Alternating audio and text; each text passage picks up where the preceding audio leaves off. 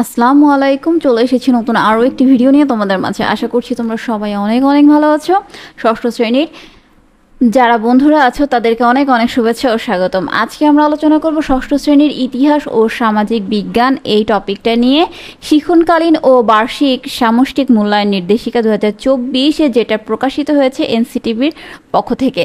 তো তোমাদের যে সিলেবাসটা দেওয়ার কথা সেই সিলেবাসটা যেহেতু এনসিটিভির পক্ষ থেকে দিয়ে দেওয়া হয়েছে, তো সেটার উপরেই আমরা আজকে আলোচনা করব। এছাড়াও থাকছে তোমাদের নমুনা প্রশ্ন। তো আশা করছি শুরু থেকে শেষ পর্যন্ত আমাদের সঙ্গে থাকবে। তো প্রথমেই কোন টপিকটা থাকছে দেখো, বিজ্ঞানের চোখ দিয়ে চারপাশে দেখি।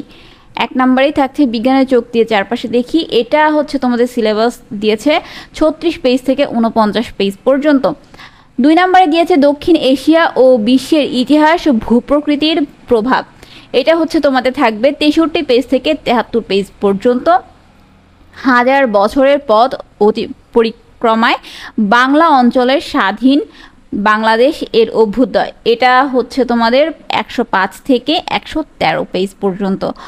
4 নম্বরে দেখো প্রাকৃতিক ও সামাজিক কাঠামো, যেটা আছে তোমাদের 117 থেকে 133 পেজ পর্যন্ত। এরপরে দেখো সমাজ ও সম্পদের কথা, এটা আছে তোমাদের 155 থেকে 165 পেজ পর্যন্ত। তো এই পেজগুলোর মধ্যে এই যে টপিকগুলো এই পেজগুলোর মধ্যে যতটুকু আছে ততটুকুই কিন্তু তোমাদের কোশ্চেন আসবে। ততটুকুর মধ্যে তোমাদের যে বার্ষিক সামষ্টিক মূল্যায়ন পরীক্ষাটা নেওয়া হবে, এই কোশ্চেনটা কিন্তু এই অধ্যায়ের ঠিক এই পেজগুলোর ভেতরে যে কোশ্চেন আছে বা এই অধ্যায়ের ভেতরে যে এই পেজগুলোর ভেতরে যে টপিকগুলো আছে সেই টপিকের আলোকেই কিন্তু তোমাদের কোশ্চেনগুলো হবে। আশা করছি সিলেবাস সম্পর্কে একটা আইডিয়া তোমাদের আছে যে কিভাবে কোশ্চেনটা হবে, কতটুকুর মধ্যে কোশ্চেন হবে, এটার সম্পর্কে তোমাদের কিছুটা ধারণা আছে। তো এখানে হচ্ছে ডিটেলটা দিয়ে দিয়েছে যে তোমাদের কতটুকু থেকে কতটুকু পড়তে হবে। তো আশা করি তোমরা এটা বুঝতে পেরেছো। এরপরে চলো দেখে নেওয়া যাক যে নমুনা কোশ্চেনটা কেমন হবে। দেখো, এটি একটি নমুনা প্রশ্নপত্র। এই প্রশ্নপত্রের আলোকে এই বিষয়ে আপনি স্বকীয় প্রশ্নপত্র তৈরি করবেন। অর্থাৎ এই যে কোশ্চেন পেপারটা ওনারা দিয়েছে, অর্থাৎ এনসিটিভির পক্ষ থেকে দিয়েছে, এইটার আলোকে নতুন কোশ্চেন পেপার তোমাদের সেট হবে। অর্থাৎ টিচারদেরকে নতুন কোশ্চেন পেপার সেট করতে বলেছে এইটার আলোকে। ঠিক আছে, কোনো ক্রমেই নমুনা প্রশ্নপত্র হুবহু ব্যবহার করা যাবে না। অর্থাৎ এখানে যে প্রশ্নপত্রটা দিয়েছে এটা তো একটা ডেমো, তাই না? এই যে ডেমো অর্থাৎ একটা নমুনা প্রশ্নপত্র, এই প্রশ্নপত্রটাকে কোনোভাবেই এরা কি করতে পারবে না, কপি করতে পারবে না। অর্থাৎ টিচাররা কপি করতে পারবেন না। ঠিক আছে, তো দেখো প্রথমেই কি দিয়েছে, বহু নির্বাচনী প্রশ্ন থাকবে তোমাদের 15টি। ঠিক আছে, 15টির অ্যান্সার তোমাদের করতে হবে। 15টির মার্কস 15, অর্থাৎ একটার 1 মার্কস করে।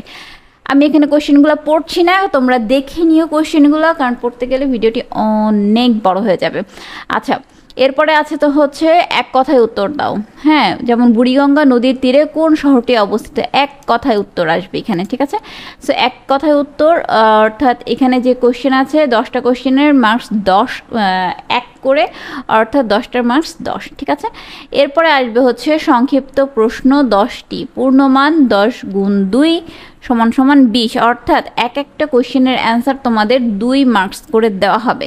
ঠিক আছে, সো 10টা কোশ্চেনের মার্কস তোমাদের 2 গুণ 10 সুতরাং 20 মার্কস। ঠিক আছে, আচ্ছা এখানেও তোমাদের সংক্ষিপ্তভাবে লিখতে হবে, মানে 1 লাইন 2 লাইন, ঠিক আছে, 2-3 লাইন এরকম, মানে ছোট ছোট করে অ্যান্সারগুলো দিতে হবে, যেহেতু 2 মার্কস এখানে তোমাদের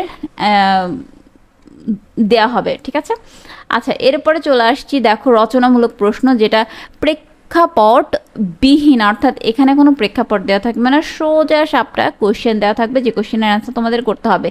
এখানে 3টি কোশ্চেন দেওয়া আছে, 3টি কোশ্চেনের অ্যান্সার তোমাদের করতে হবে। একটা কোশ্চেনের মার্কস থাকবে 5 করে, অর্থাৎ 3টা কোশ্চেনের মার্কস হচ্ছে 15। ঠিক আছে, আচ্ছা এরপরে রচনামূলক কোশ্চেন, যেটা প্রেক্ষাপট নির্ভর কোশ্চেন থাকবে খ বিভাগ। এটা ছিল হচ্ছে ক বিভাগ, এরপরে হচ্ছে প্রেক্ষাপট নির্ভর যে কোশ্চেন সেটা হচ্ছে খ বিভাগ। খ বিভাগে তোমাদের 5টি কোশ্চেনের অ্যান্সার দিতে হবে।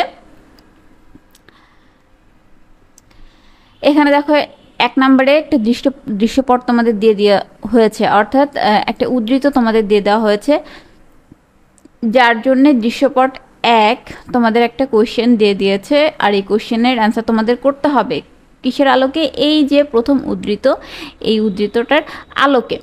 তো এটার মার্কস থাকবে হচ্ছে তোমাদের ক, এখানে দেখো লিখে দিয়েছে 3, ক কোশ্চেনের অ্যান্সারের মান থাকবে 3, আর খ কোশ্চেনের অ্যান্সারের মান থাকবে হচ্ছে কত?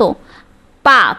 ঠিক আছে, খ কোশ্চেনের অ্যান্সারের মান থাকবে 5, অর্থাৎ 5 আর 3 অর্থাৎ ক আর খ দুটো মিলে তোমাদের 8 মার্কসের অ্যান্সার এখানে করতে হবে। ঠিক আছে, এই যে এখানে দিয়ে দিয়েছে 8 মার্কসের অ্যান্সার তোমাদের করতে হবে। প্রত্যেকটা অ্যাজ ইউজুয়াল একই নিয়মে একটা দিয়ে দিয়েছে, ঘটনা দিয়ে দিয়েছে, বা একটা ঘটনা দিয়ে দিয়েছে, বা একটা উদ্ধৃত দিয়ে দিয়েছে, সেটার আলোকে তোমাদেরকে কোয়েশ্চেনের অ্যান্সারগুলো করতে হবে। ঠিক আছে, এভাবে করে 5 আর হচ্ছে 3 মার্কসের টোটাল 8 মার্কসের অ্যান্সার তোমাদের এখানে করতে হবে একইভাবে। 3-4 নাম্বারটাও একইভাবে করতে হবে। ঠিক আছে, এই তো।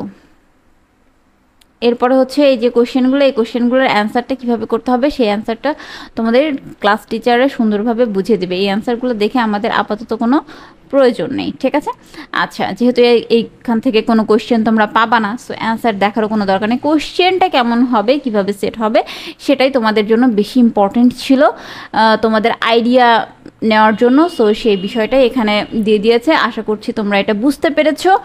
আর এইভাবে এই আলোকে কিন্তু তোমরা পড়ালেখা অলরেডি মেবি অনেকেই স্টার্ট করে দিয়েছো, আর বাকি যারা এখনও চিন্তা করছো বা জানো না, তারা অবশ্যই আমাদের এই ভিডিওটি দেখবে আর বেশি বেশি করে শেয়ার করবে। অবশ্যই কমেন্ট করে জানাবে, কমেন্টে যদি কোনো কোয়েশ্চেন থাকে এটার উপরে তাহলে অবশ্যই জানাবে। এছাড়াও এর পরের যে টপিকগুলো আছে বা সাবজেক্টগুলো আছে, সেই সাবজেক্টের যদি ভিডিওগুলো তোমরা চাও তাহলেও কমেন্ট বক্সে জানাবে। ঠিক আছে, কতটুকু উপকৃত হলে, আসলে উপকৃত হচ্ছ কিনা সেটাও আমাদের সাথে শেয়ার করতে পারো, আমাদের ভালো লাগবে। দেখা হচ্ছে নেক্সট ভিডিওতে, সে পর্যন্ত সবাই ভালো থেকো। আল্লাহ হাফিজ।